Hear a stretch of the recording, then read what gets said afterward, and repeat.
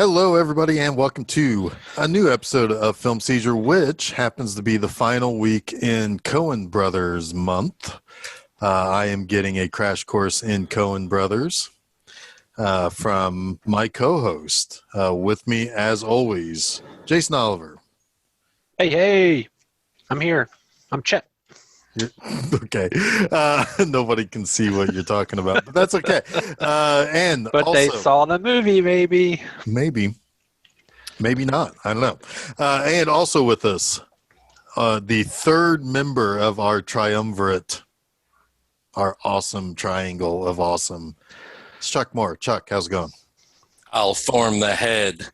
Yes, Chuck. Hi, how are you? Pretty good. Pretty good. All right. So this week Hey, guy. we are talking about 1991's Barton Fink, Yes. which is a peculiar little dark comedy thriller, I guess. Throw in some horror, man. Yeah, horror. some of it is quite horrific. It's a lot of things. Mm-hmm. So yeah. So I think we start there. Who wants to pick up the leash from here? Well, I'll say that this is a film that for 2 weeks in a row, I believe Jason Oliver showed me his copy in San Diego at some point. But as an aspiring writer who's never done anything but aspire, I quite like this movie for its concentration on the writing process.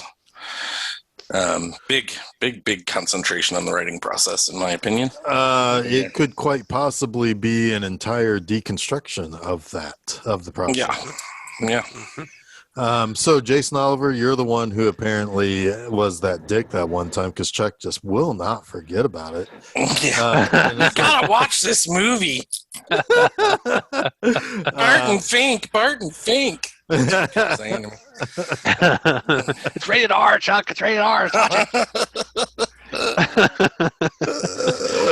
it. So Jason, this movie was a mystery for a long time, and it still kind of is in some ways. But this, I think, more than the first three Coen Brothers movies, is the first Coen Brothers movie that you kind of feel more than you experience, if that makes sense. Yep. It's very layered. It's there is a lot of mixing of genre and tone. There's a shit ton of like old Hollywood references and old New York kind of playwright references. It's really very much a mishmash of like right before pre-World War II Hollywood. You've got just a hodgepodge of that sort of early 1940s, late 1930s pastiche. The Art Deco of the film is very omnipresent. Just that Art Deco Hollywood, which I really enjoy, and I know you do, Chuck, or not Chuck. You might, Chuck, but I know that Jeff does. And we've kind of also delved into that a little bit with Chinatown as well. And it's interesting. Chinatown I bring up specifically too because this movie owes a lot of debt to early. Who's that guy that made Chinatown? Milos Forman? No. Or no, not Chinatown. John Huston? Yeah. No. Wow. Do we have a movie podcast, guys? No, I'm sorry. I was thinking of One Flew Over the Cuckoo's Nest. Roman Polanski. Roman Polanski's Chinatown. Roman Polanski. It's Roman Polanski, guys. They're very much influenced by Roman Polanski's Apartment trilogy, like The Tenant, specifically Repulsion. But it's an uneasy movie. It's kind of like hard to grab onto. It's slippery. There's a lot of like anxiety in it. There's a lot of oppression in it. It's not an easy movie necessarily to watch, but it's also really, really funny. And it's also very endearing at times. It's got that charm throughout. So it's a fun one, I think, for us to discuss and deconstruct a little bit here, because there's just so much going on, and I think it's a movie that really can be reflective of the state of mind you're in when you watch it. That's a good point, because there was a part. Well, I mean, one of my earliest notes was that once he gets out to California, and we'll talk about the plot here, although there is very little plot in this movie. Right. It's not a plot-driven movie at all. No.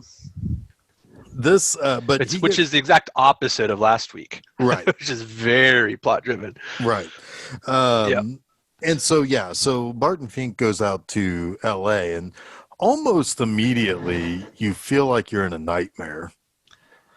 The hotel that he resides at, the plainness and like the plainness of the hallway of the corridor. It's unsettling. It really kind of tells you, hey, you're about to watch a pretty dark thriller. Even though it's going to be funny and you're going to laugh a lot, nothing is good here. It's all a little off.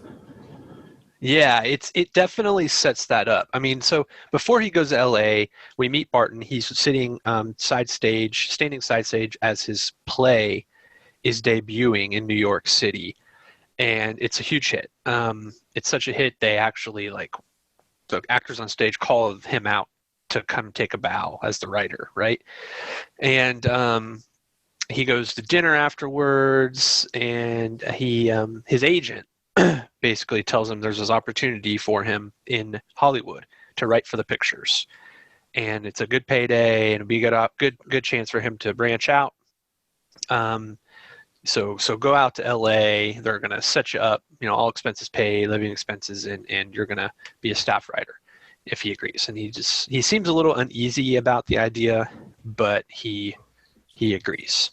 Yeah, the reason he's uneasy, and it's important to the context of the film, is that he feels like he's building something for the common man through his plays in New York. He feels like there's a ground swelling of a new movement, right? And he feels like if he leaves, he'll ruin that. And his agent has the great line, the common man will still be here when you get back. Yeah. It's awesome. So he reluctantly goes on that advice to make some money and write for the pictures. He also has a pretty heavy dose of imposter syndrome, in that he doesn't really think his play is all that good. But he also has an inflated sense of what he's capable of. Most certainly. He believes he's smarter than he is. He definitely has an inflated sense of his intellect, and that he's capable of better work. Right. Mm. Yep. Yeah. So we also see at the beginning, it's like he goes and he goes to a post premiere dinner or whatever, and he's kind of the talk of the town. Everybody, it's like everybody knows him when he walks in. And he is, he's called to sit at a specific table with some big shots, but he doesn't feel comfortable around them. So yeah, it's, yeah. Yeah. So yeah, he's uncomfortable at this party, but yet he's also of this party, right? Like, he's dressed well. He is refined in a way. He may not want to be a part of this sort of high society, because he thinks, he's the voice of the common man, and he's so plugged in with the common man. But in reality, these are more his people than the common man. It's a little bit of a front, and he's kind of torn between the two things. So when he goes to Hollywood, he decides he wants to stay in kind of a dumpy hotel because he wants to be closer to the plight of the common man. And yes, right from the start, it starts setting those sort of horror undertones. The push shots down the hallway recall The Shining, right? The bellhop is just a little bit off. There's a slogan at the hotel. What is it, like "Stay for a day" or "Stay forever" or something like that? Yeah, and the bell resonates for like ever. Yes. That's the first really big laugh. I think of the movie. Yeah. Is when he rings the bell for the concierge or the check-in. Yeah. But I like that the choice that they make here of having him go straight to the hotel, because when you think of a writer who's made it to Hollywood, your first sight you expect to see is of LA and vibrancy and palm trees, and kind of like the picture he has in his room is what you'd expect to see, like as a revelation to him. He's made it. He's in LA, but they totally cut that part out of it and keep it oppressive, and it's pretty awesome choice by them to do it that way. Obviously deliberate. His window only looks at the next building. Yeah, it's not LA. There's no feel of LA in it, like whatsoever. I think I read somewhere that the hotel is sort of kind of inspired by the Cecil Hotel in Hollywood, which has kind of a history of hauntings and bad things happening. I could be wrong on that, but I think that's what I've read. So they're definitely trying to like hammer home this sense of dread that's sitting right underneath the surface of the comedy, right? Yeah. Which is the most overt thing to start the movie, is more of the comedy, I think. Yeah, and then so he's the bed is weird, doesn't seem comfortable at all. He's like I say, he's got a window that looks at just the next building, so it almost looks like he has no window at all. It's just a brick wall. He does have a single, like, I don't know, like 7x8 picture of a girl on a beach that sits right above where he sets up his typewriter. And it's basically his only window. It's like, right. And I like how you can hear his imagination kind of kick up a little bit when he looks at that pictures, because he can hear the waves. He can hear the birds and everything. And it's like, okay, these are his gears starting to grind, right? Right.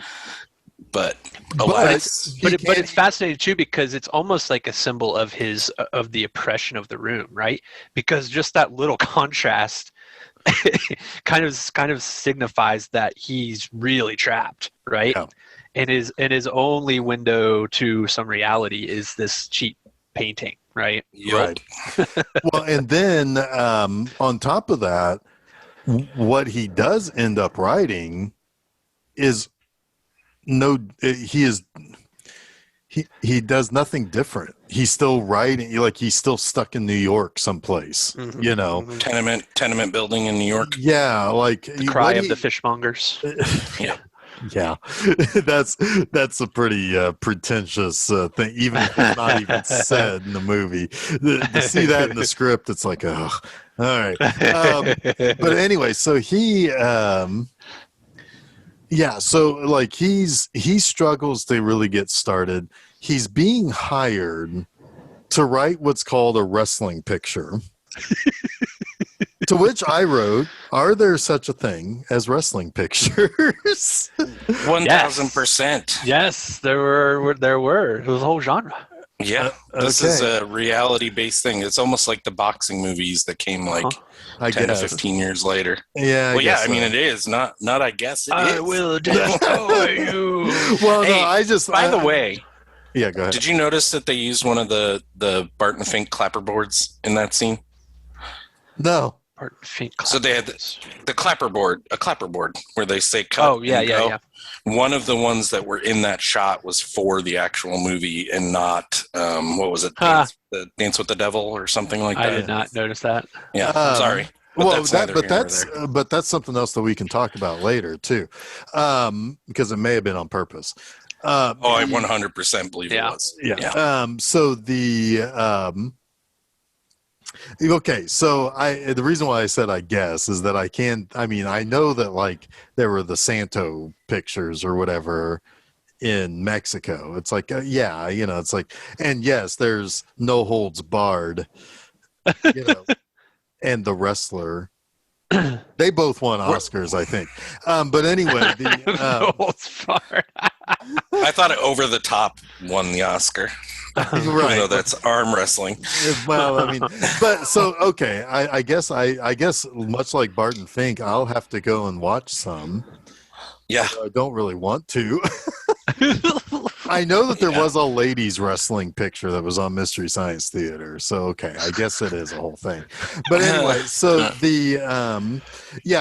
but he thinks he's being called out there to write what he was writing in New York, and he's kind of dumbfounded that they want something that he's never going to be known for. It's going to become, if anything, a footnote in trivia of, oh, by the way, this guy got his start in wrestling pictures, and he seems confused and offended. Well, it's contradictory because Jack Lipnick is the studio head, played by Michael Lerner, and he's kind of a composite of big Hollywood studio heads at the time, like Louis B. Mayer and Jack L. Warner, right? He has Barton Fink come to his office, and his underling, Lipnick's underling, is John Polito. Did you just call him Limp Dick? Lip Dick, yeah. Lipnick. I didn't call him Lip Dick. Yes, you did. I did not. Yes, you did. Maybe I did. Who cares? Jack Lipnick. Shit. Oh, Chet. Jack Lipnick.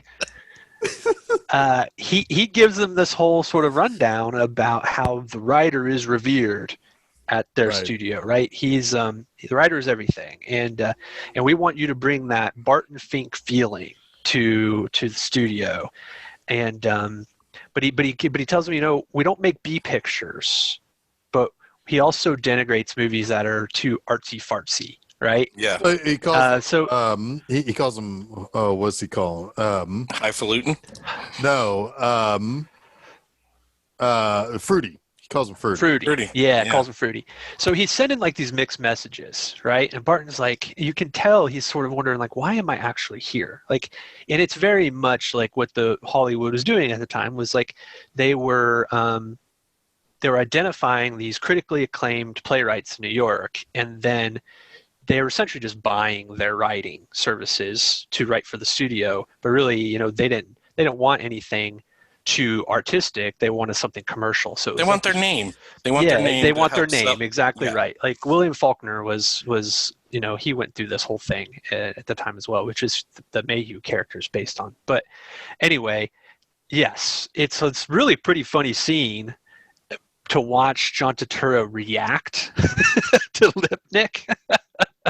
Because he's totally confused. He's like, why am I even here? What's a wrestling picture?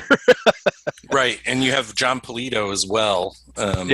Lou Breeze as kind of, he's explained as someone who may have owned Capitol Pictures was a large owner in it. And he'd been bought out and kept around. It almost seems like he's kind of leading things from behind the scenes a little bit at times, but he's a total polar opposite of what we saw last week. Yeah, sure. He's very subservient to Michael Lerner. Michael Lerner was nominated for an Oscar for this, and I'm not sure why. Yeah, it's a little odd. Yeah, because he's in 3 scenes. Mm-hmm. And he is just mostly talking fast. This is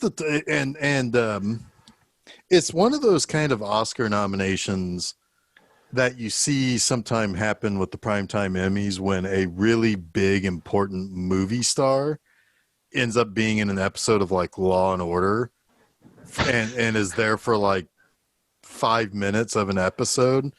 And then says a few things, and then gets. And then they're the killer. Well, no, they're nominated for an Emmy award.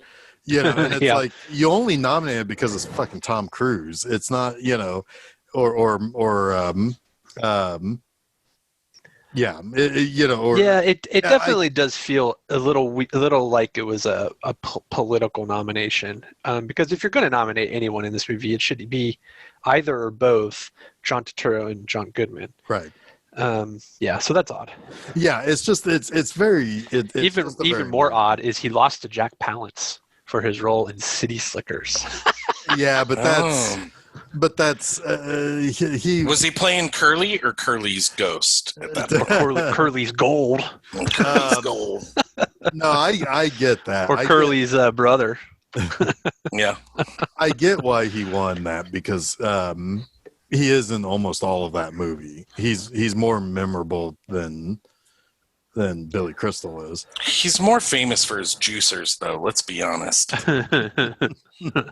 Oh, that's Jack LaLamb. Sorry, Lillian. LaLamb. Limp Dick. You know, Limp I know Dick. what I'm saying. Limp Dick. Anyway, so yeah, so he and he sends him to what is Tony Shalhoub an agent? Is that Yeah. I think he's the director or producer. He works at the studio. He's probably the director or the producer. Yes. okay? Who for the picture? Yeah, and he really is the one who's answering to Lipnick, but and so is in turn putting pressure on Barton for the Yeah. script. Yeah. Yeah. But at the Yeah. same time, he has no idea what he's doing. No. Barton Fink is sent there to get the answers from Tony Shalhoub. Tony Shalhoub's like, "Who are you? What am I doing? Who are you writing this for? What? Who's in the movie?" Nick doesn't know anything. No, it's not. No, it's Tony Shalhoub, not Lip. No, he says Lipnick doesn't Oh, know that's right. anything. Yeah, that's right. He says that's right. He says what he doesn't know can. What was what's he say? I don't know. Oh, That's can why I fill simplified it. can fill the Hollywood Bowl. So Yeah, then yeah. he says, he's like, okay, well, let's go to lunch or whatever. They go to lunch, and Barton Fink's trying to explain to him, it's like, I have no idea what's going on. You know, it's like, I don't know why I'm here. I don't know what you want from me. I don't, you know, it's like, I think that's the first time he says he doesn't know anything about wrestling pictures. And Tony Shalhoub's like, well, why don't you go and find somebody to mentor you? Mm-hmm. And he's like, well, who? And he's like, you know, Another writer. well, yeah. And he Like, says, well, throw something and you'll hit one in here. Throw a rock. Do me a favor and throw it hard. Right. We're missing his meeting with Charlie the first Yes, time. we are. By the way, But we can circle back around on that. After Yeah. this. Well, let's circle. Yeah, let's do that. There's also a moment when he leaves Lipnick's office. He says to him, "We're all expecting great things," which really rattles Barton. Right. He kind of looks back, and this first squeeze is on when Yeah. he says that. Yeah. Right. Which is funny because there is no attitude given anywhere to any writer that they expect anything from them.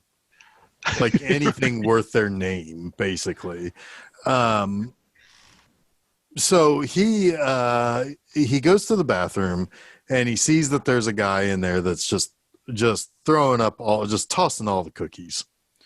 And it turns out that it's a famous author, W.P. Mayhew, played by John Mahoney.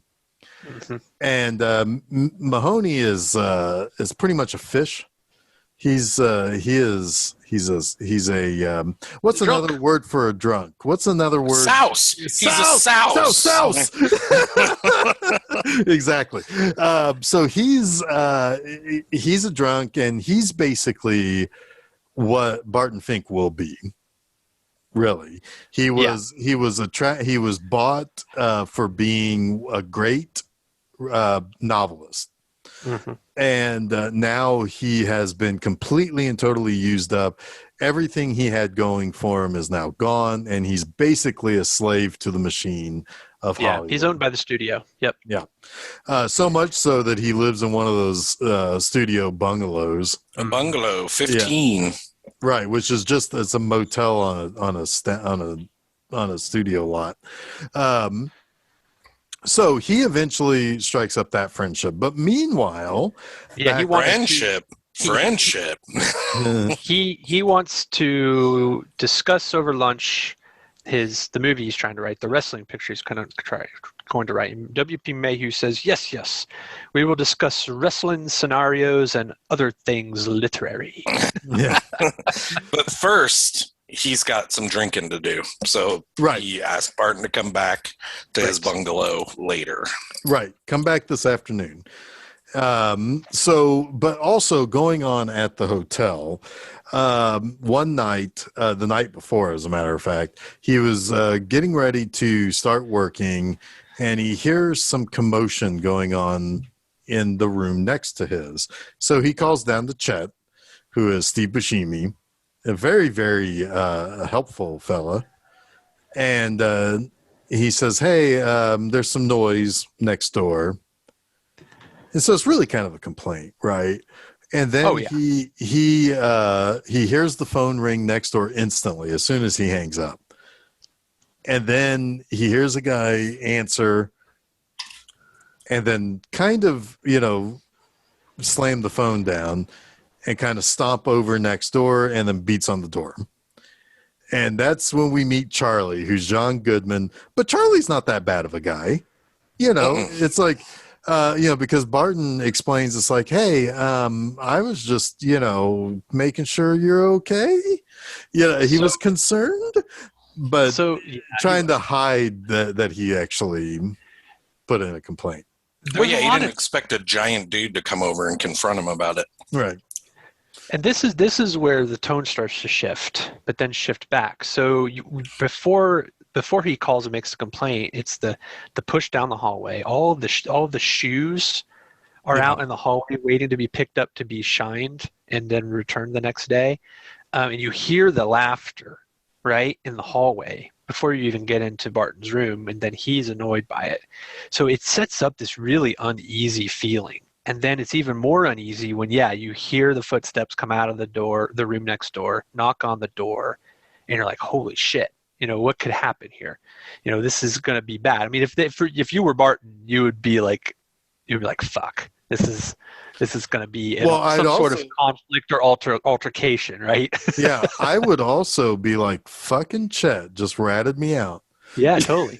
I would also be like, I'm not answering the door. But then the movie wouldn't progress too much from here if he did. And then he answers the door, and it's John Goodman. And, of course, John Goodman is known now as the jovial guy. And he was certainly partially that in Raising Arizona. But he's an imposing man. Right. And he looks very cross. And it's like nothing was scarier to me as a kid than John Goodman on Roseanne when he got mad. Yeah. Oh, yeah. Yeah. Like he has that gravitas about him. So you're not quite sure where it's going to go until Charlie kind of breaks down his facade and he's like, well, shit, I'm sorry. And he apologizes. He cuts the tension for Barton.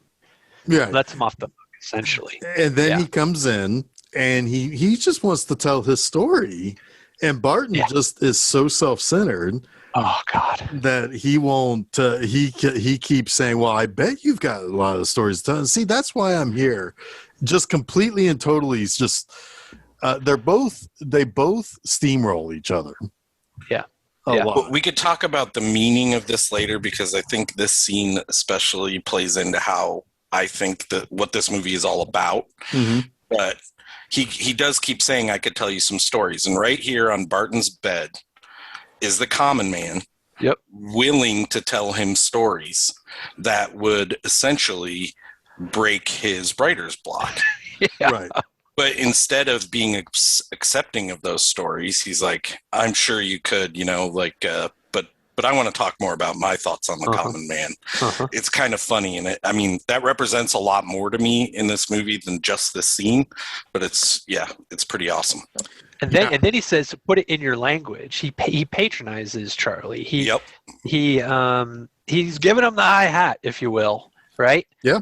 While also believing in his head that he is the voice of the common man. It's completely egotistical. Yeah. And while he is being patronizing, the one who apologizes for patronization is Charlie, because he once he realizes he's writing for Hollywood, he's like, oh my God, is the egg showing on my face or what? Mm-hmm. Like, he is almost always saying what Barton should be saying. Right. Yeah. Yeah. Which I think is important to the overall feel of this film. He's like, you're writing for the pictures. You've already got it made. Here I was talking to some, just, no name, nothing writer. Yeah. It's awesome. It's great. It is awesome.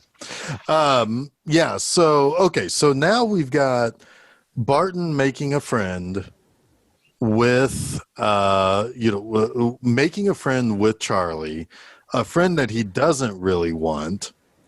And then wants to make friends with the writer, right? Yeah, who only wants to be friends with the bottle. He doesn't care. He doesn't care about Barton at all. Much the same way as Barton doesn't really care about Charlie. Right. In between, the water's lapping up. Oh, honey.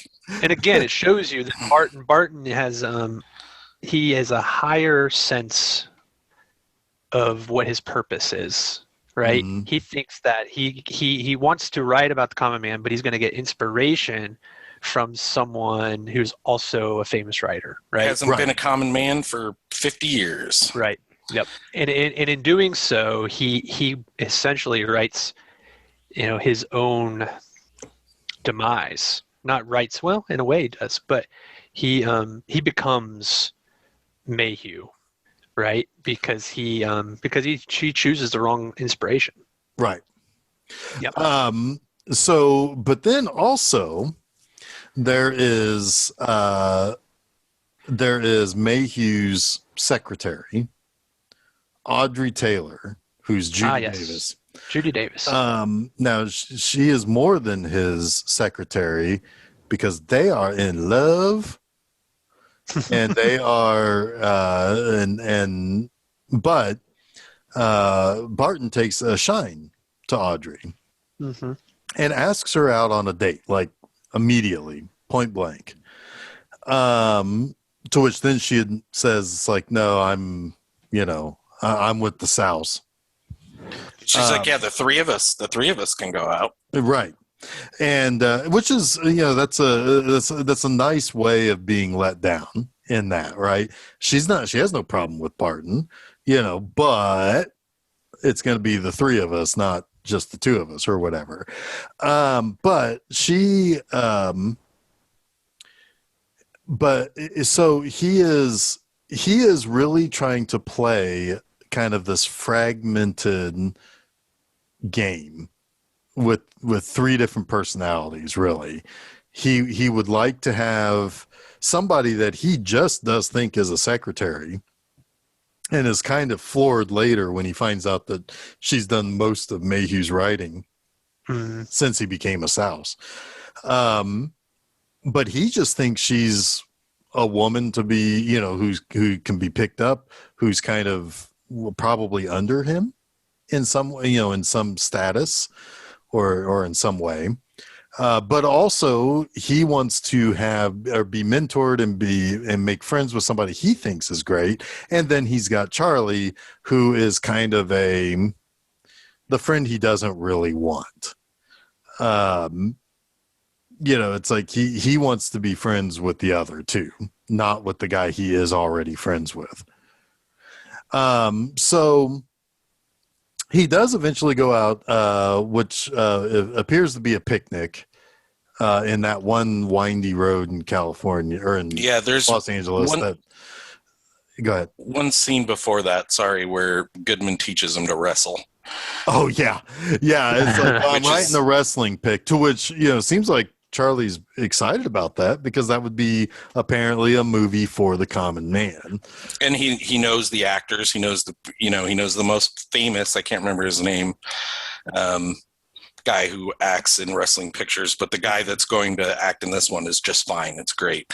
But when he gets on all fours and he's looking back, it's like the jovial John Goodman little wink, like the happy Dan Arnold face, he had there, is just so good. And then he just pounds Barton. And this is this is the first moment where you're kind of like, he says it's an accident, but it's probably not an accident. Probably not.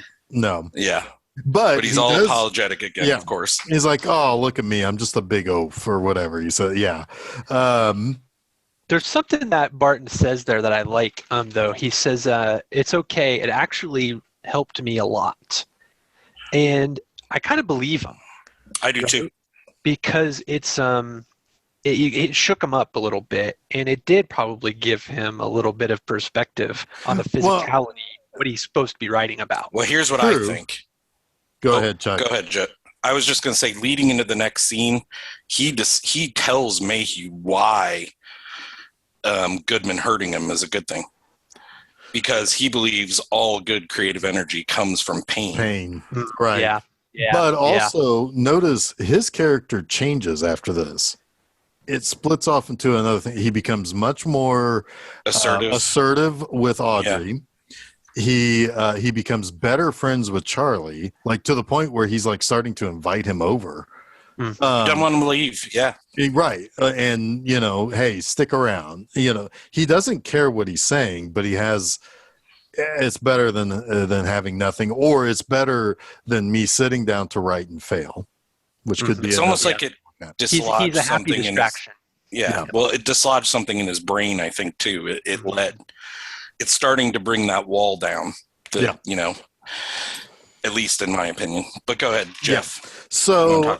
Yeah. So now they go to the picnic, and so Mayhew is he signs a book and gives it to Barton Fink. He's already completely he's not 3 sheets to the wind. He's like 47 sheets to the wind. Yeah.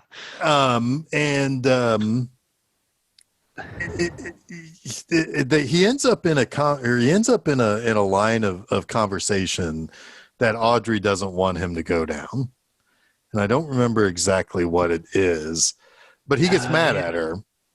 And he does he push her or kind of rough her up or something? He kind of like stumbles, and in doing so kind of pushes her. So it's not really clear what came first, the stumble or the push. Right. But kind of Barton thinks he knows. Sure. He definitely had the appearance of getting a little rough with her. Yeah. Yes. And so he Barton no longer wants to be friends with Mayhew. Mm-hmm. In fact, he really just wants to save Audrey. Yes. Which now, he is so he's kind of rejecting Mayhew at this point. And Mayhew just walks off drunk. And I don't think we ever see him again. No, we don't. He just walks off the movie. Yeah. And he just walks out of the movie. Yeah. Singing Old Black Joe. Yeah, right. No shit. Yeah, it's like, give that guy the nomination. He played it. And he was in exactly 3 scenes. So yeah, at this point now, things are kind of ratcheting up a little bit because he's now been working for a few weeks, it seems like, and he has nothing. And I think, did they say he was getting paid $1,000 a week? Something like that. Yeah. Which is a lot. That's a lot. That is a healthy amount of money. Yeah. In 1941. So he is he's starting to get asked for an outline, an actual, you got to tell us now what you're making, basically. You've been here, let's do it. So he starts to freak out. He has nothing. He can't figure out what he's supposed to be doing. Tony Shalhoub's like, hey, let's show him some dailies. There's somebody making a wrestling picture. And it's just one scene. over and I will destroy you, which is his own psyche saying that this thing is going to kill him. And so he's just watching that one scene from different angles. That's great. Yeah, it's just fantastic because it's like, this helps me out none. After you hit play on the DVD, that's the scene you see. It's the guy, the wrestler, coming out of the corner. I will destroy you. Yep. and then the movie starts. I do like when they're leading up to this, they show Barton in his room, I think, getting ready to type or something. And then they show someone furiously typing. Mm-hmm. But it's not Barton, it's the secretary. It's the secretary at Capitol Pictures. Yes. But it's kind of, and he's looking at her like, ooh, I'm sorry if you mentioned that. Yeah, no. Yeah. But yeah, he looks so irritated that this person can do what he can. And all she's doing is filling out a form or writing. Yeah, she's not typing anything with meaning, but it's also the same thing he should be doing. He should be filling, according to Hollywood, he just needs to fill in a form. Right. Yeah. There's already a template out there for him. He just needs to fill it in, but he's making it a larger deal in his own mind, right? Yeah, he's not in a way. In a way, it's funny because he does feel like this subject matter is beneath him, but he's trying to elevate it, right? Right. And he's just struggling. Right. Yeah. So he, so he goes and he watches the dailies. He sits down. He doesn't have anything. He can't go any further. So he tries to call up Mayhew out of desperation. You got to help me. Well, turns out that, Audrey says, nah, he can't, he's fucking loaded, which he is all the time.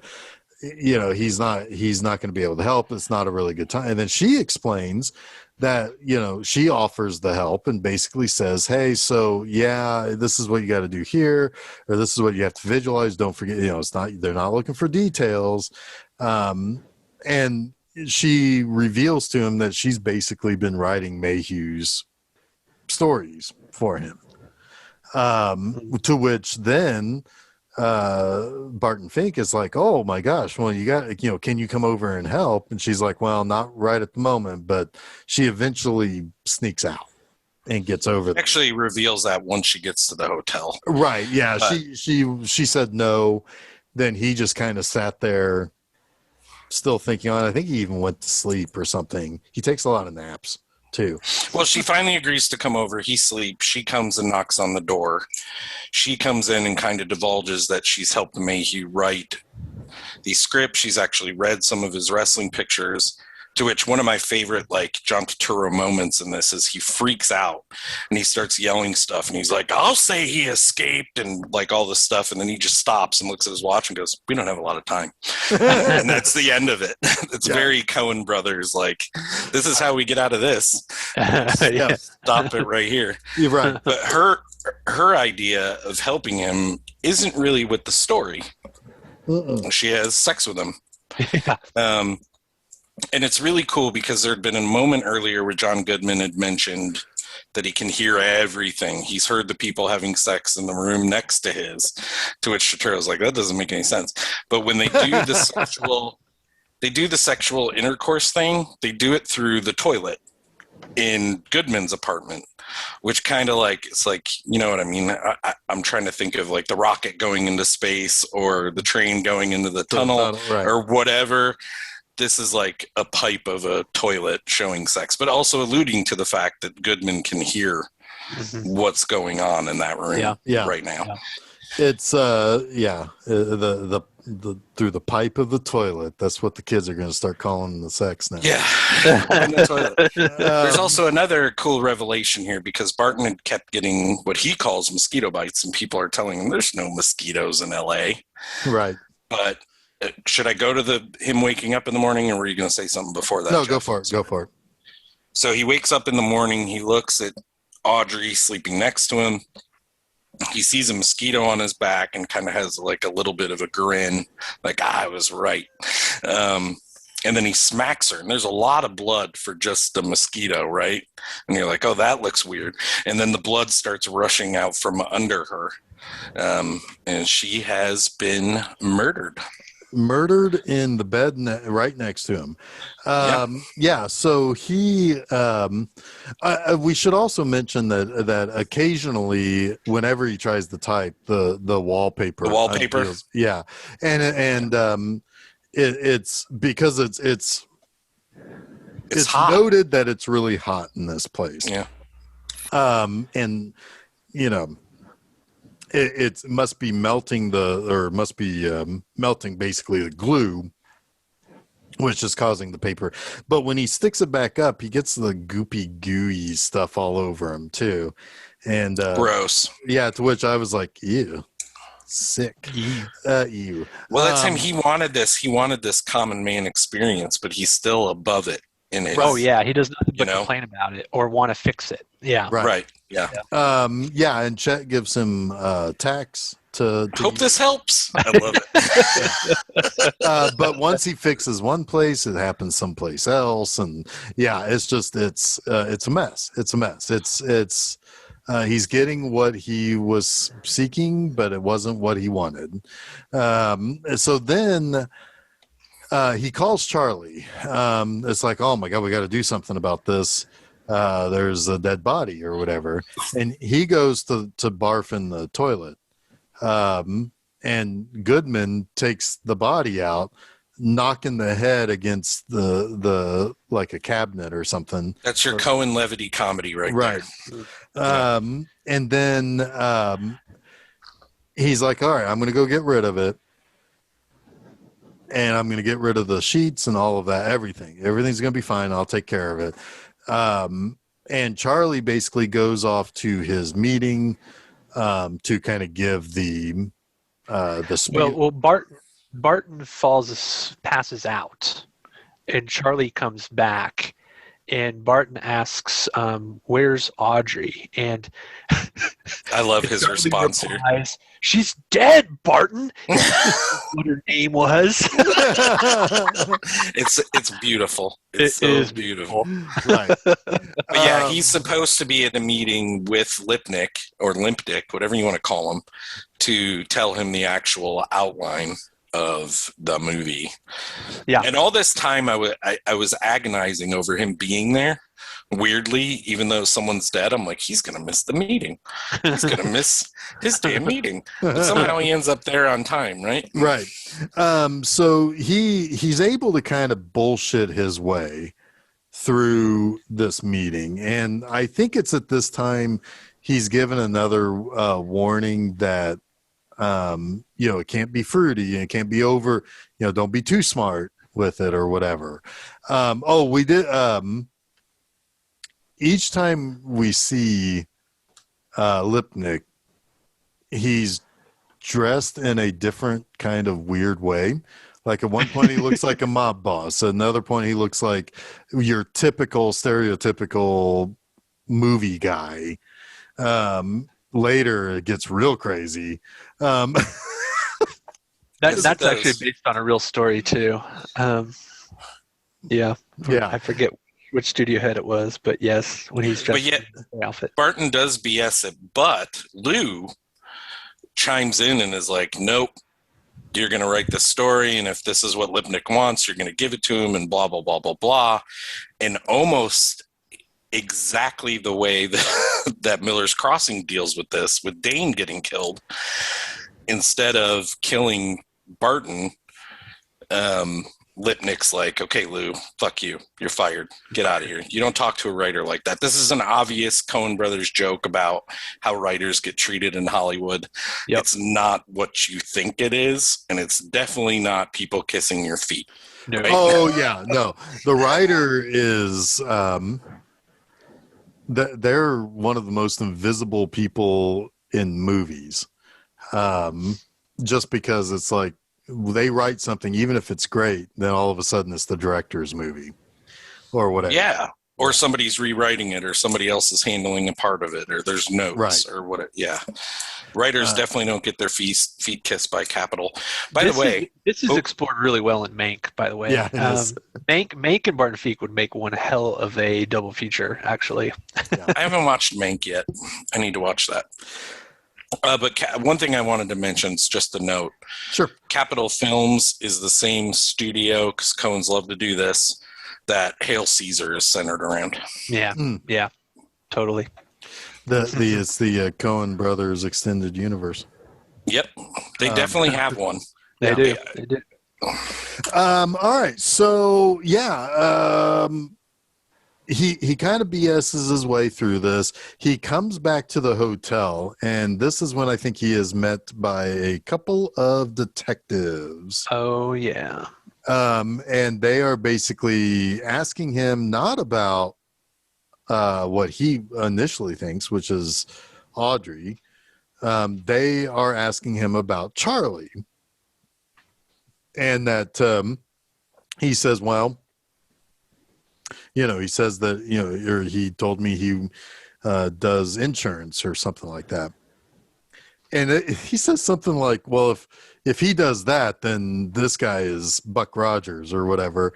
And it's like, no, that's what he told me. Like they don't even believe that Barton Fink knows that he's just been told something, that's all he knows.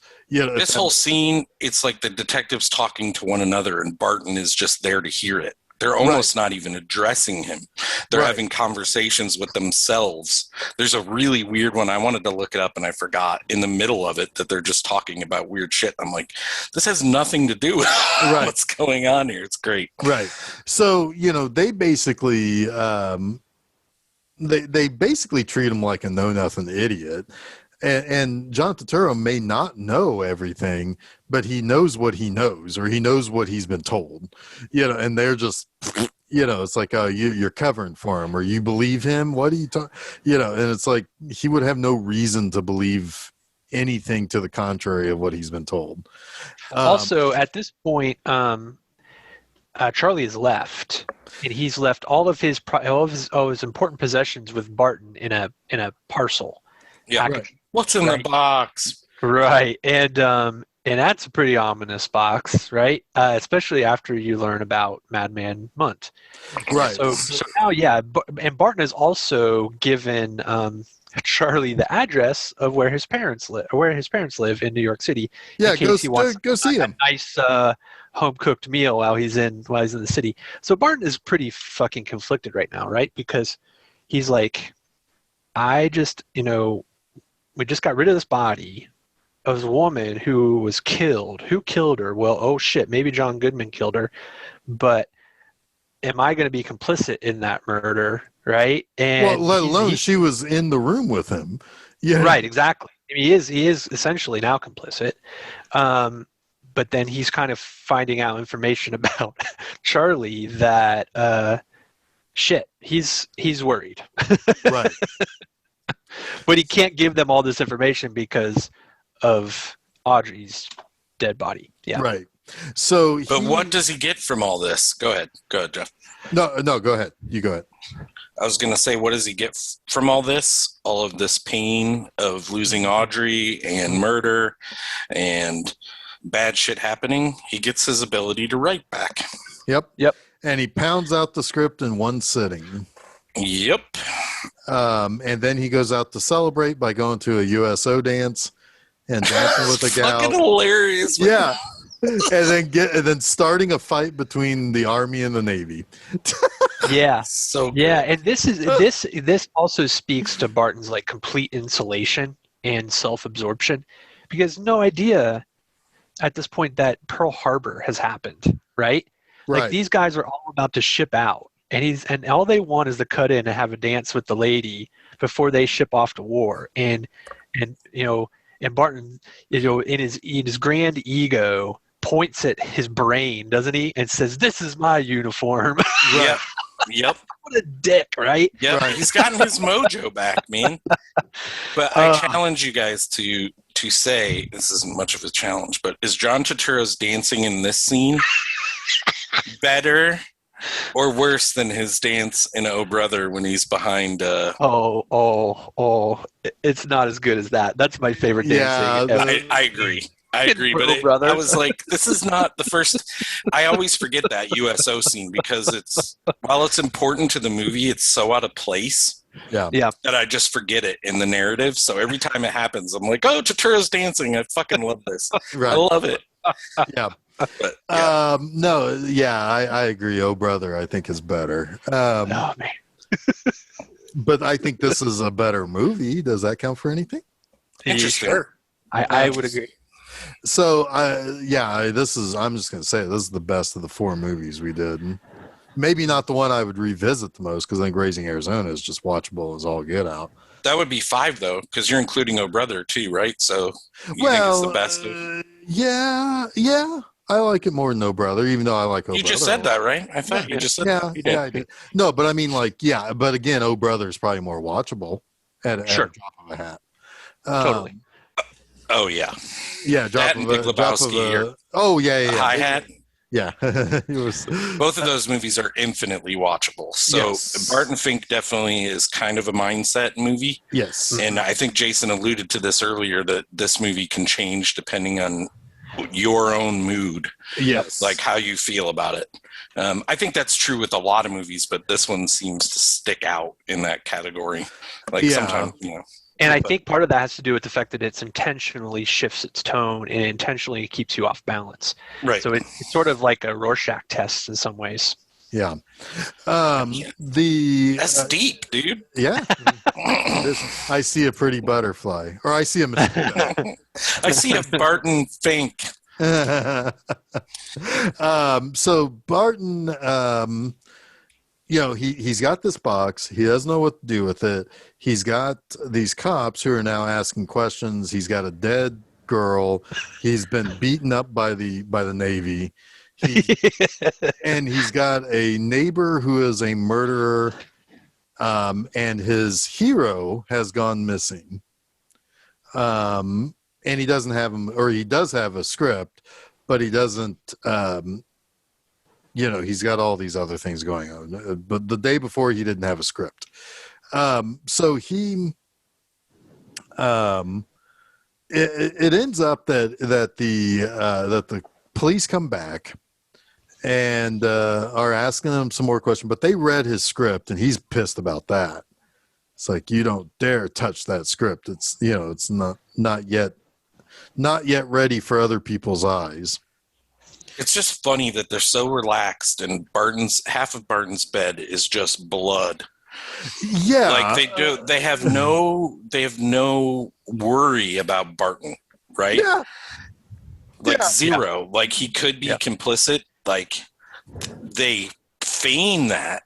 They try to make him uncomfortable by saying, "Oh yeah, you were what did you do? Were you inspired by him?" That's all a joke. They know he didn't do it. And it's totally shown by their mannerisms. And they also try to insult his sexuality by inferring that he had a sexual relationship with Charlie. And I love Barton's reaction to this. One of the best lines in the movie. Go ahead, Jeff. I think you were going to say it. Well, he's a man. We wrestled.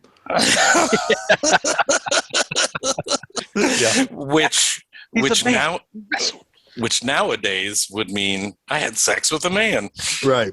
Right? Well, probably back then it probably could. Yeah. Or at least in that context, it certainly all kind of comes together. But yeah, and then they say something about like, "Oh yeah, you sure you didn't do anything?" And that's when the camera pans over to the mattress that's just half full of blood. Yeah. The whole time. They're that's kept off camera until they say, "Oh yeah, well, what about this?" And it's the little short scan or short movement over to it. But then so at this point in time, Charlie returns from wherever he's been, but not before he set the whole fucking hotel on fire. Yep. And at this point, it's like, obviously we're looking at like hell at this point. The cops go out to do something about Charlie, they are completely and totally ineffectual, as Charlie just simply guns them down very easily. And then, Barton is like, look, he's been handcuffed to the bed while this was all going on. Charlie comes in, breaks the post on the foot of the bed to free Charlie, or to free Barton. And Charlie's like, yeah, so I'm gonna go back. If you need me, I'm gonna be in my apartment. And Well, he says Jesus people can be cruel. They call me a madman, but I'm not mad at anyone. yeah, I'm just trying to help. Yeah, and he even tells Barton, like, the reason that he's tortured him mentally is because he complained about him. yeah, Which is kind of funny that all this time later he's been stewing in it. yeah, Like the entire movie, even when they're friends. yeah, Yep. I've never seen it compared to this, but it reminds me very much of Ripley's Game, which was, I believe, the third in the Patricia Highsmith, Tom Ripley novels. And it's been made into a couple of different movies, but it's a very similar thing, right? Where Tom is insulted at a party by someone, and it's not even really an insult; it's just a minor slight. But he befriends him all under the ruse of going to essentially make his life miserable. Yeah. I love it. Yeah. So he gets the box and his script and leaves his room while Charlie just plans, I guess, to go into his his room and just kind of, I guess, burn with the hotel. And he's like, gosh, it's hot. Although there's flame all around them. So Barton leaves. Charlie also says to Barton, dropped in on your folks. Good people. Yep. Yep. So Barton leaves. He's gone to deliver the script to Lipnick, and he's on the phone desperately trying to get in touch with his parents with no luck. So that's ominous. Yep. And then he's told, and this is almost comes off as the worst news for him. He's told that the script is too fruity, too intellectual. They don't want it. They don't like it. And he's going to not get anything produced by them, but he's going to remain on the payroll and cannot leave Los Angeles. And he will be stuck there until he grows up a little. So he's basically been sent to hell. He's been mayhewed. He's been mayhewed. He's in one of those bungalows for the rest of his life. Couple of great things here. Yeah. Couple great things here. Lipnick is dressed as a war general. Yes. Because war is on, and he had his costume department whip him up a uniform because he's going to show that he's part of the war effort. But this is an actual he's been that called in. I forget which did, but yes. Yeah, he's been called to service. Right. Yeah. It's all very like, it's like getting an honorary degree somewhere. Right. But he says a couple things to Barton that I love. He says they don't want to see a guy wrestle with his soul. Well, maybe a little for the critics. And he says, you think you're the only writer that can give me the Barton Fink feeling? Right. He's got a whole room of writers that will give him a Barton Fink style. Now get lost. There's a war on. I love it. Yep. So he goes to the beach and he spots a beautiful woman. And she kind of sits in front of him and mimics the exact same It's the picture. thing that It's the picture picture was of the woman on the beach. Yeah. So he's trapped there basically. And the movie ends on that note. Uh-huh. Well, before that, there's some important lines there. I mean, maybe not before that, but during that, she looks at the box and asks him what's in it. And he says, I don't know. And then she says, well, is it yours? And he says, I don't know. To it earlier, Charlie had told him, I lied to you. I did lie to you. Whatever's in the box is yours. Right. It's not mine. Obviously, we probably will talk about this. I think a lot of people think that Audrey's head is in the box. Right. I have different ideas about that. yeah. Jeff, I think you've been chomping at the bit to tell us your crazy theory about this movie. Are you ready? In a few minutes. Keep going. You said there's one Those more. are the two things. Oh, okay. Well, There's one more line that she does say. He says, wow, you're really beautiful. Are you in the pictures? And she's like, don't be silly. And that's when she strikes the pose that's in the picture from the room. Mm-hmm. Right. Which there's multiple meanings in that too, I think. One, and it could kind of tip the hand a little bit to one of the readings of this movie, was that picture never existed. And that all of that was fabricated in some way. Not just the picture. Well, everything. Yeah. Yeah. But then also her also saying, yeah, she doesn't want any part of being in the pictures, which is what Barton Fink should have stood his ground on in the first place. And I like that too, because it's it's literal and figurative, right? When he asks her if she's in the pictures, he's talking about the movies, but It's definitely a reference to the picture. Yeah. Right. Right. Cool. Yeah. Or a reference to the fact that, yes, this whole thing is a movie. There's that element too. So yeah, so I guess it's time to start cracking open the egg of this movie of the symbolism, because this movie's got quite a bit of symbolism, but then there's also a lot of figurative, I guess, symbolism. Things that aren't on the surface. So I was thinking about this last night.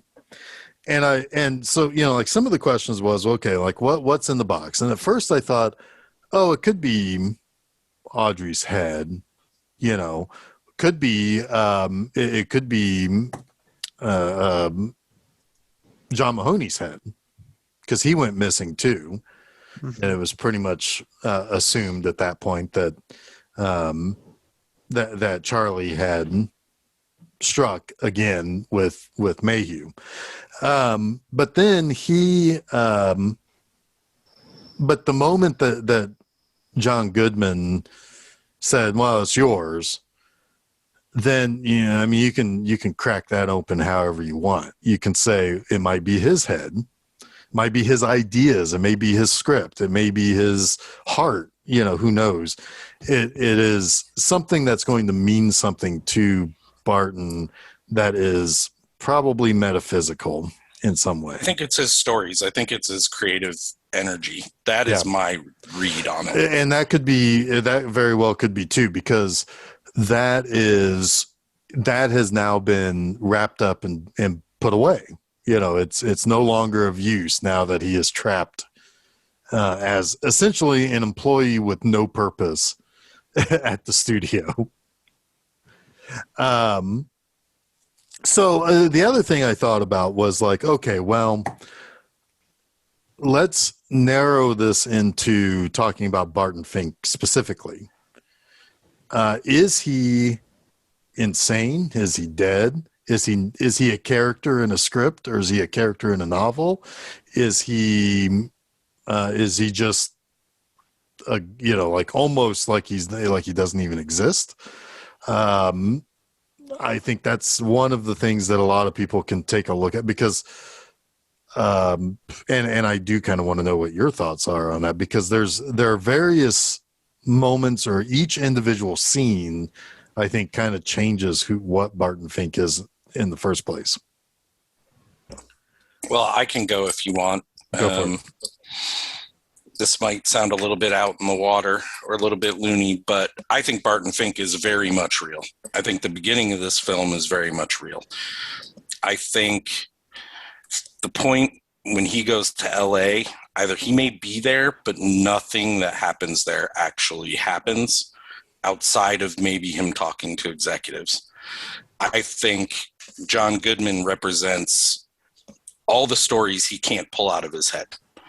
I think Audrey represents the pain he thinks he needs to be able to write stories. So he has that creative part of him kill something he loves in his own mind, which is John Goodman killing Audrey, which ultimately unleashes his ability to write again. But his ability to write puts him in a precarious situation because the studio doesn't want Barton Fink. They just want his name, right?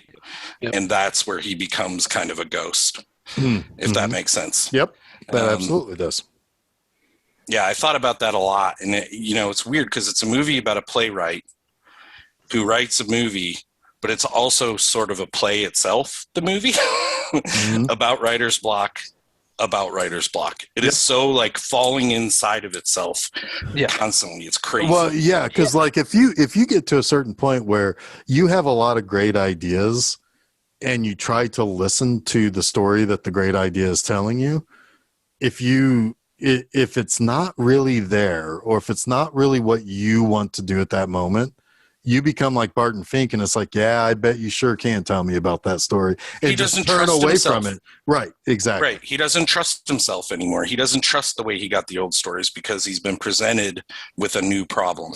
Yeah. Sorry, go ahead, Jason. You were going to say something there. I was just going to say that I agree with that read, Chuck. That's pretty much how I read it.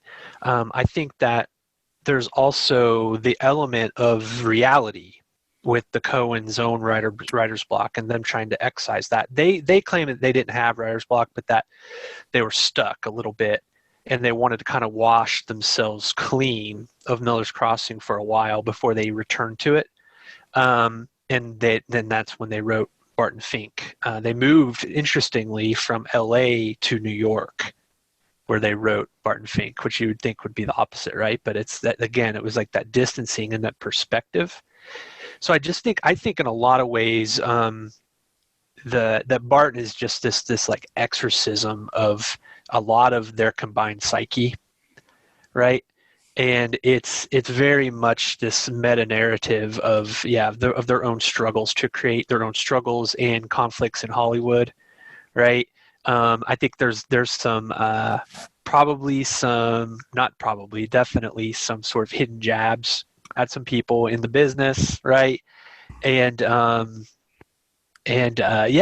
just think it was exactly what they said it was. It was sort of this cleansing of their experience to date, so that they could come back to something else fresh. Yeah, they were given a lot of money for Miller's Crossing, and they were probably getting studio pressure.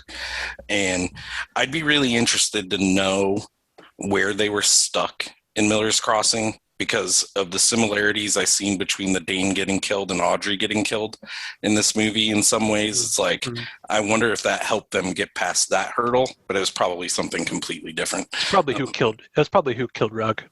Yeah, probably. It's probably something stupid. I mean, it's probably like, we've got this guy named Rugg. How should we make it be known that that's his name and how he got it? Yeah. And then they're like, and then all of a sudden it's like, well, a kid takes off his toupee. It's like, oh, we've got it. Eureka. I think, honestly, I think it's the exact opposite, but yeah. Oh, yeah. For your joke, yes, I like that. I'm sorry. I want to read something that I think speaks to what Chuck is getting at, and it's regarding fantasies and dream sequences. This is either Joel or Ethan saying this. He says, "It is correct to say we wanted the spectator to share in the interior life of Barton Fink, as well as his point of view. But there was no need to go too far. For example, it would have been incongruous for Barton Fink to wake up at the end of the film and for us to suggest thereby that he had actually inhabited a greater reality than what is depicted in the film."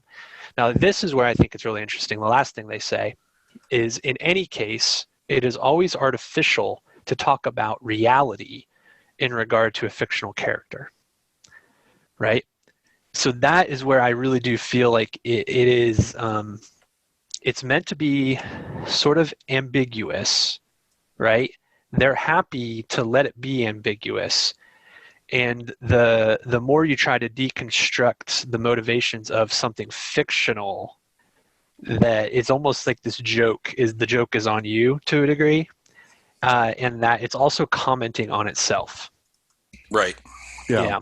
One other thing that I got to really kind of thinking about too, and this is where I think I kind of maybe traveled down. It's not that deep of a wormhole, but it is a little bit more of a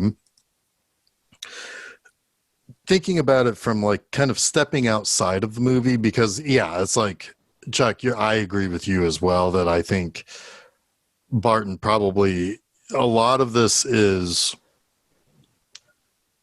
it's just off center enough to where it can't be really happening to him because because it's like there's no way that those two cops would go into that room with a bed that's soaked in blood and not at least take him downtown to talk to him, and not just reading the script.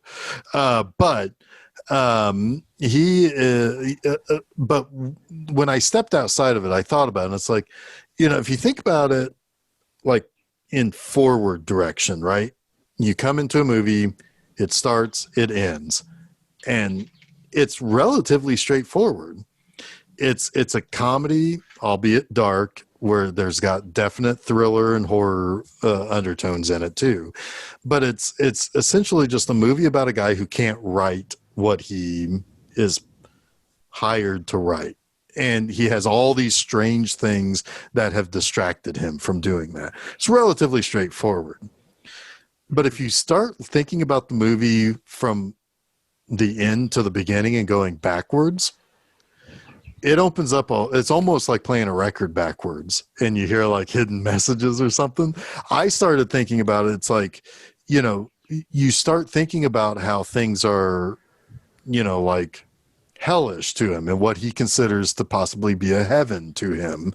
You start thinking about like, that's where I started to kind of wonder about like, could this potentially be some sort of a Jacob's Ladder type of story where he was one of Munt's victims and this was, purgatory almost. Or, the idea of realism versus imaginary, and dreams as you kind of brought up, and, mortality beyond just physical mortality, right? Because there's also the idea of losing your, having your imagination kind of die off and be killed essentially. So, depending on how you think about the scenes in which they happen, and if you think back on the movie, it starts to open up a lot more of those questions because you're saying, well, this happened. So how did we get there? And you start seeing that the jumps are a lot wider than they were if you watched a straightforward or, straight in direction from beginning to end, where it's a lot more, you see the things kind of meld together, almost like what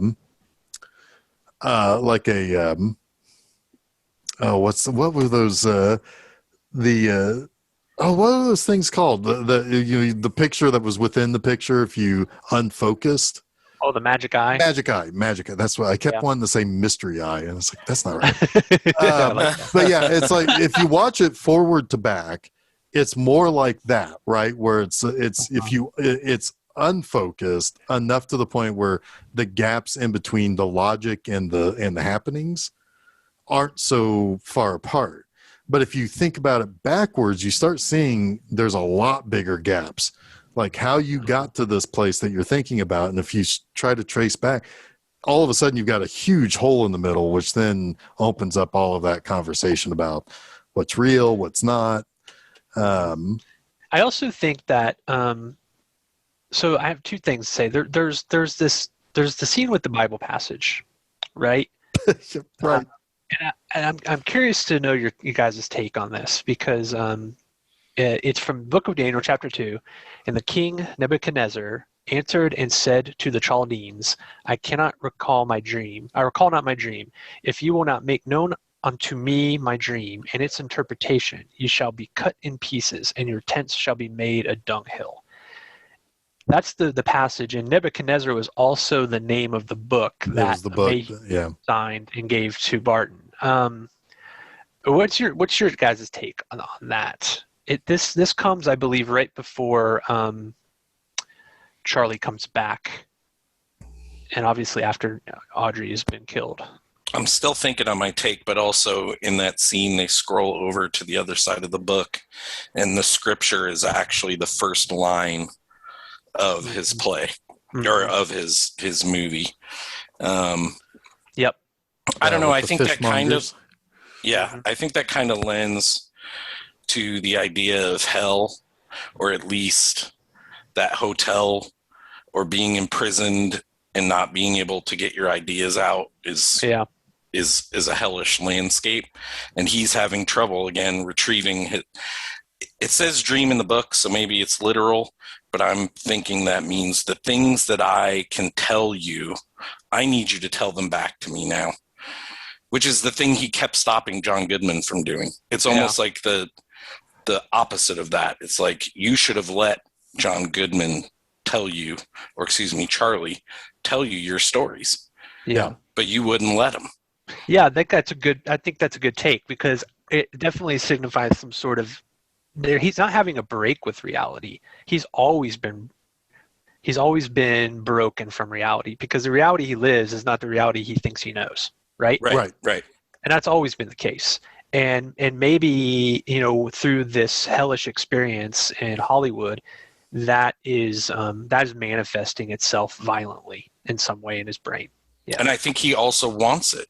Because he stated, he stated it. I need to feel pain to be able to create. And I'm sorry for repeating that, but no, it's a good point, because when you're, and I think it also tells the difference between what people look for in a stage play versus what they look for in a screenplay. If you think about it, some of the greatest plays that have ever been written aren't the ones that are like fucking Grease or Cats, not the ones that people flock to.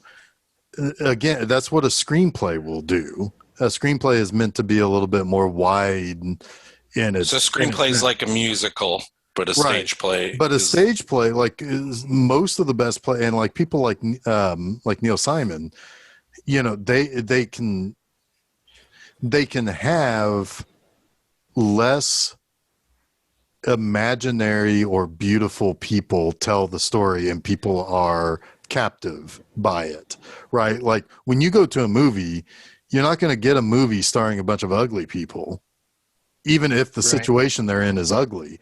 It will not capture people's attention. They will not be a captive audience. But in the play, you can do that. You can do all sorts of stuff with a play. Well, and the Coens had already done it, and maybe they're answering to that.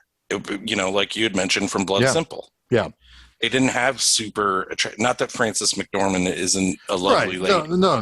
Yeah. But, well, like I said, they're real people. They're not They're not movie people. To follow that thread, would you say that the screenplay or the stage play is the life of the mind? Yeah, sure. Yeah. I can buy into that, because at that point in time too, it's like, so he kind of, just by being able to write whatever he wants to write, and him hitting it big with that, he's naturally siphoning the real world pain of his characters that he's basing it on. Mm-hmm. But he's now being asked to write something he has never done before, and that is when things get extra violent. So he creates people in his head that have to be torn down or burned down, or or whatever. And that's he's manufacturing the pain, which might actually be why his screenplay is no good, because it's all manufactured. I like that, siphoning the mind of the common man, of their pain, siphoning the pain of the common man. Yeah. Yes. So so that's what I got. And like I said, if you think about the movie backwards, or at least for me, when I thought about the movie backwards, the breaks in how you get from one thing to the next much, much wider and much, much easier to see that almost all of this is happening within a creative mind. Yeah. Cool. And I'm maybe good with that. and it's possible. It is possible that the ending is still real. Yeah. I mean, Absolutely. except for that he's carrying the box with him, but there is still a possibility that that him getting rejected and everything he feared happening to him is just happening. It is really happening to him. Yep. So we agree. We agree. By the way, I also was getting major Eraserhead vibes from Totoro's hair. Yeah. Well, if you think that's crazy, look up a picture of George S. Kaufman, the playwright, Pulitzer Prize-winning playwright, actually.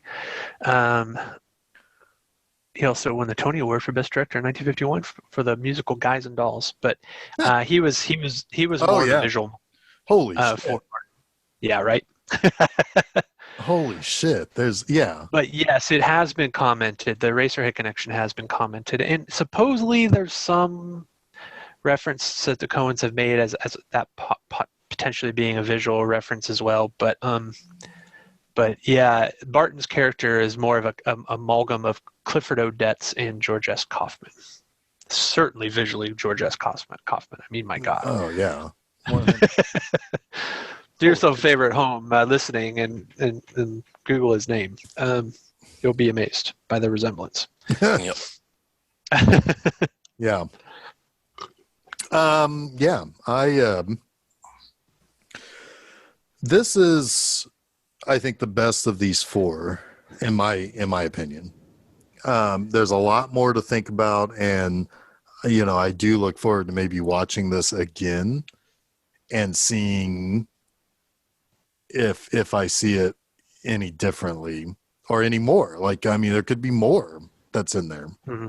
It's certainly rewarding on repeat viewings. Yes, and I agree. I think this is their best film to date of the four. I'm not certain that it's their best film. In fact, I don't think it is, but it's definitely in the conversation. I do feel like this is kind of the culmination of their powers in a lot of ways. And it really is probably the most. It's where they, I think, really showed how deftly they could balance tone. Because you had obviously the very film noir heavy Blood Simple, then the highly screwball comedic Raising Arizona, and then Miller's Crossing, very much a dramatic gangster film. Like it's very specific genre there. And then this, which kind of takes elements of all of those things and makes it something new and old. Right? Yeah, I wanted to mention something. It is truly like the realization of their postmodern influence. I mean, it's all there in Barton Fink. Yeah, agreed.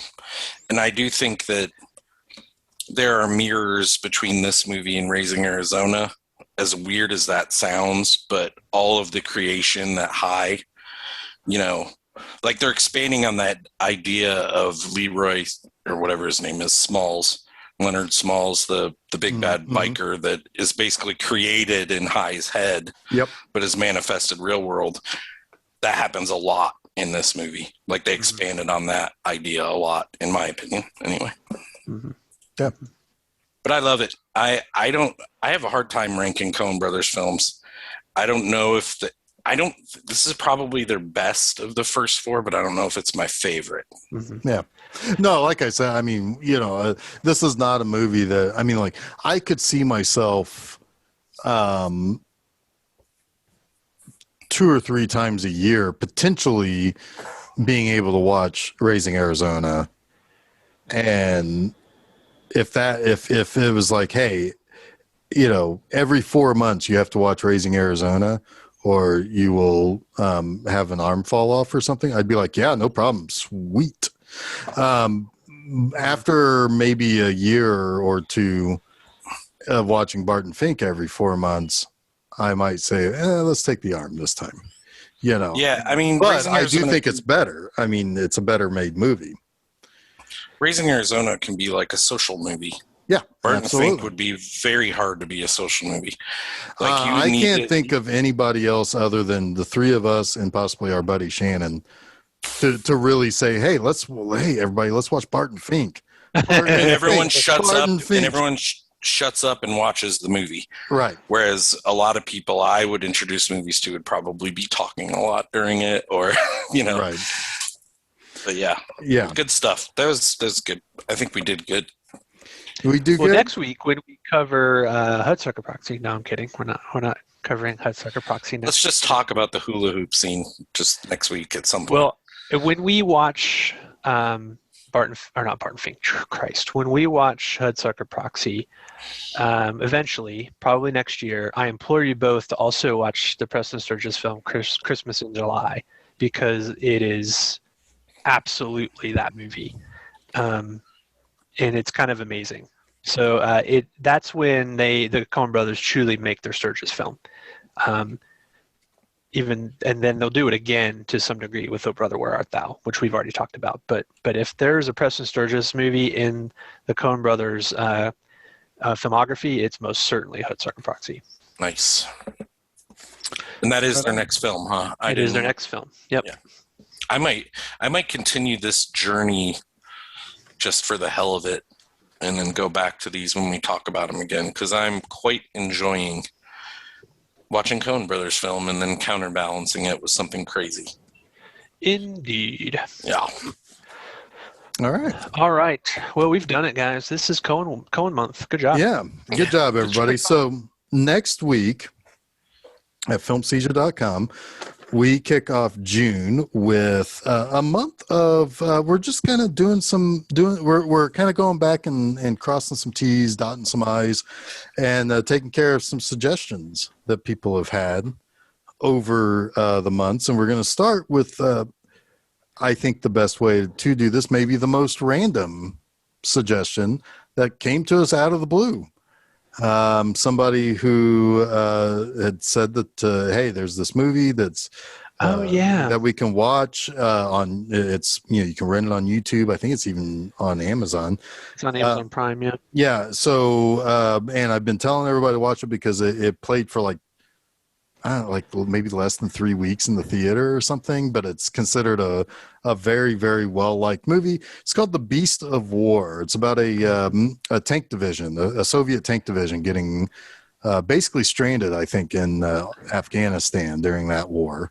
Basically a single tank takes out an entire town. I'm on board. Something we haven't mentioned in a long time is that we've been recording on Zoom, right? Yes. That may be, depending on how our schedules line up, the first movie we can actually record together. Oh, that could be. If it's not that, it'll be the one after that. Let's put it this way. For the first time in over a year, we'll be getting together sometime starting again in June. Let's make sure the second movie is one I can be drunk in, because this will be the first time I've been out in public and I'll probably drink a lot. The Cincinnati Kid? Oh, yeah. I love being drunk and watching that one. That's a good one. Well, wait a minute. Maybe get drunk during Slapshot. Maybe we do that one. Oh, that'll be a fun one. Yeah, so we've got, The Beast of War, Cincinnati Kid, Slapshot, Shrek 2, which is for Chuck's kids. Jason bought it for a long time. This is our suggestions month. Is that right? That's what we said? Yes. And then after Shrek 2, we're going to continue on with Shrek 3, Goodfellas. That is kind of a Shrek sequel, isn't it? It is. It is sort of.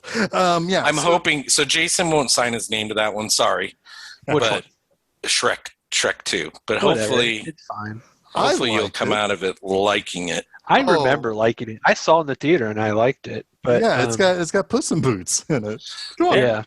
Antonio Banderas steals that movie. Yeah, a little bit. Yeah. He does kind of. I mean, I'm sure it's fine. It's just We'll have a fun time next month. It'll be fun. Regardless. And then we're going to talk about Avatar. No, I'm just kidding. We're not talking about that movie. Sorry, Travis, we're not talking about that movie, bud. Suck it, Travis. Anyway, that's a whole inside joke, listeners.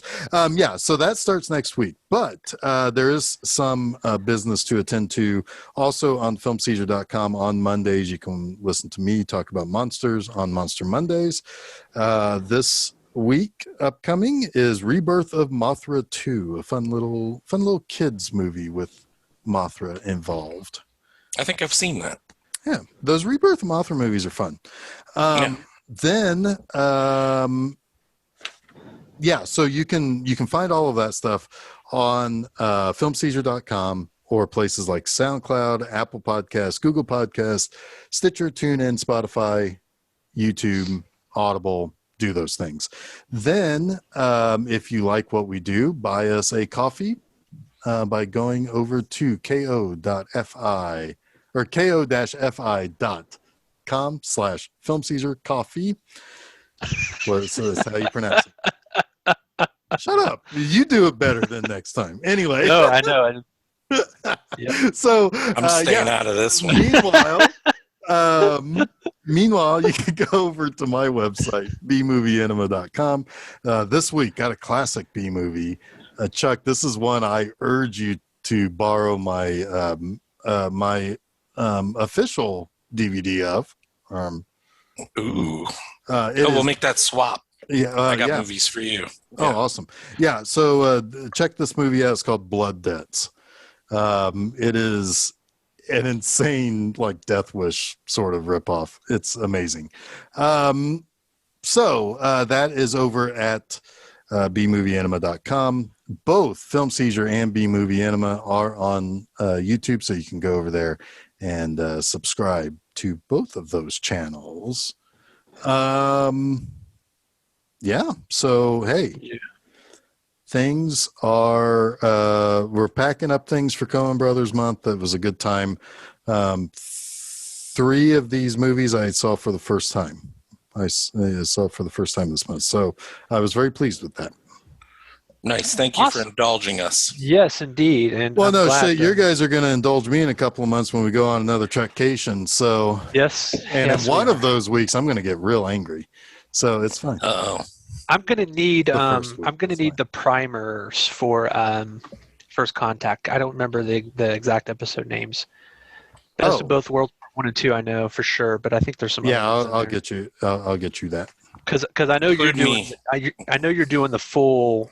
Oh, I am. I am doing a full watching Next Generation to get ready. And I'm not going to do that.